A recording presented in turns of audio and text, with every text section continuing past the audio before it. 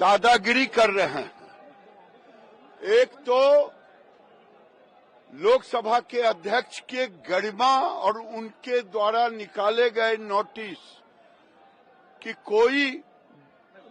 कोई राजनीतिक दल मकर द्वार पर धरना प्रदर्शन नहीं करेगा, लेकिन जिस ढंग से ये कर रहे हैं ये दादागिरी है। दादागिरी के सिवा और कुछ नहीं है। जहां तक SIR का है, बिहार में भी कल गुंडागर्दी हुआ विधानसभा के अंदर। यहाँ भी ये अराजकता फैला रहे हैं, आने वाले सांसदों को रोक रहे हैं, उनके द्वार पे खड़े हैं।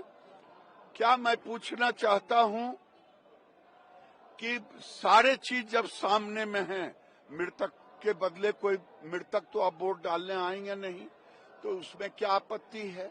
क्या जो बाहर शिफ्ट हो गए हैं उनमें क्या आपत्ति है?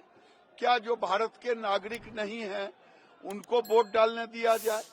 ये जानबूझ करके भ्रम और अराजकता फैलाने की कोशिश विपक्ष कर रहा है। ये देश का दुर्भाग्य है। कोई मस्जिद में जाके, पार्लियामेंट के मस्जिद में मीटिंग करते हैं, कोई मकर ध्वज पे आके करते हैं, फिर मकर ध्वज पर हंगामा करना इनका मकसद है। पार्लियामेंट को बंधक बनाना इनका मकसद है।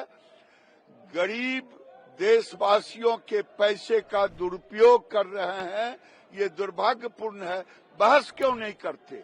बहस के लिए जब सरकार तैयार है, जिस विषय पर बहस हो, इसका मतलब है बहस नहीं चाहिए सदन के अंदर, सदन में हंगामा, सदन के बाहर हंगामा। Vice president of India has resigned from office और ट्रेमेंडस प्रेशर है गवर्नमेंट की इम्पीचमेंट को लेके, क्योंकि ऑपोजिशन का प्रपोजल पहले मूव किया तो रूलिंग पार्टी को ऑब्वियसली इंसल्ट हुआ है और इनको निकाल दिया है। One of the possible speculations. दूसरा स्पेक्यूलेशन ऐसा हो सकता है कि इतना प्रेशर इतने सीनियर पॉलिटिशियन के ऊपर तो ऑब्वियसली कितना सहन करे, और उसको लेके उन्होंने रिजाइन किया होगा। पहली बार ऐसा हुआ, पहली बार फेयरवेल स्पीच, जो रिस्पेक्टफुली फेयरवेल स्पीच दिया जाता है, वो नहीं ले रहे हैं।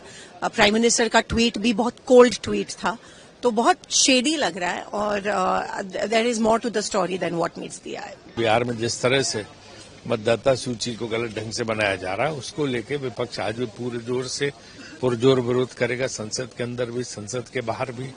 और जो है इसके अलावा जो है इस आंदोलन को लगातार जारी रखा जाएगा जब तक कि चुनाव आयोग नहीं मानता है। तो उपराष्ट्रपति के जिस तरीके का इस्तीफा हुआ, प्रधानमंत्री का कल ट्वीट आया, आपकी पार्टी कह रही है कि एक अच्छी फेयरवेल तो देनी चाहिए थी उपराष्ट्रपति। अब देखिए, तो सचिवालय पर निर्भर करता है ना, और अब तो इस्तीफा स्वीकृत हो गया, तो अब इसलिए अब क्या करेंगे पता नहीं। यकीनन हमारे इमाम उसके हैं पार्लियामेंट मस्जिद के, और फिर अब MP हो गए हैं। अब ये उनके ऊपर डिपेंड करता है कि मतलब वो दो इमाम मतलब MP-शिप अकेले रहने चलाएंगे, इमाम की भी करते हैं, तो ये आपस में उनके थोड़ा वैसा मसला है, इसलिए मैं इस पर कोई खास टिप्पणी नहीं करना चाहिए। देखिए, मेरा बिल्कुल स्पष्ट है। मैं बिहार भी गया था अभी 2 दिन पहले। अगर कोई भी विषय आए तो उसकी जांच होनी चाहिए, उस पर चर्चा होनी चाहिए, सरकार को चर्चा करानी चाहिए। ये बहुत बड़ा सवाल है कि इंस्टीट्यूशन पे चुनाव आयोग जो है, जो पूरा चुनाव कराता है, उस पर इतना बड़ा सवाल है। तो सवाल इसलिए भी जाहिर है क्योंकि जनता बोल रही है। मैंने भी खुद सुना है कि बहुत सारे ऐसे लोग हैं जिनकी जो मृतक हो गए, उनके फार्म भरे जा रहे हैं। तो मेरा ये बिल्कुल स्पष्ट है, हमारी पार्टी का स्टैंड, कि कहीं से भी वोट की चोरी ना हो, इसलिए इस पर चर्चा हो और इसकी जांच हो। भारतीय राजनीति में ये पहला ऐसा मामला है जहां एक उपराष्ट्रपति ने इस्तीफा दिया है। चिंता का विषय, सवाल खड़े हो रहे हैं, सरकार को स्पष्ट कर देना चाहिए।